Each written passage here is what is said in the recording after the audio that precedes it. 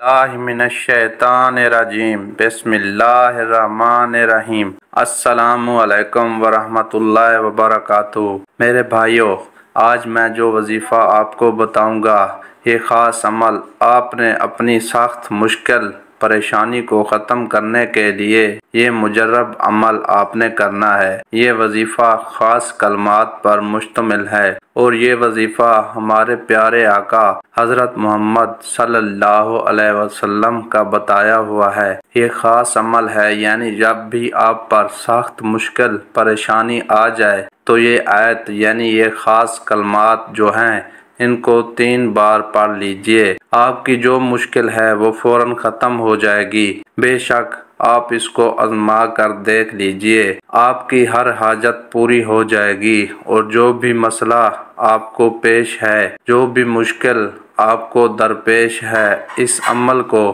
करने से फ़ौरन ख़त्म हो जाएगी। आपने करना ये है कि जब भी आप किसी सख्त परेशानी में मुब्तला हो जाएं, किसी मुश्किल को आप ख़त्म करना चाहें, तो ये आयत जो हम आपको अभी पढ़कर सुनाएंगे, इसको पढ़कर आपने सिर्फ 3 बार आपने इसको पढ़ना है, तो अल्लाह पाक आपको उस परेशानी से फ़ौरन निकाल देगा। हज़रत अस्मा बिन उमैस रज़ी अल्लाह ताला अन्हा बयान करती हैं कि नबी पाक सल्लल्लाहु अलैहि वसल्लम ने इरशाद मुबारक फरमाया कि हर परेशानी और घबराहट के वक्त ये कलमात इनको 3 बार आप पढ़ लीजिए।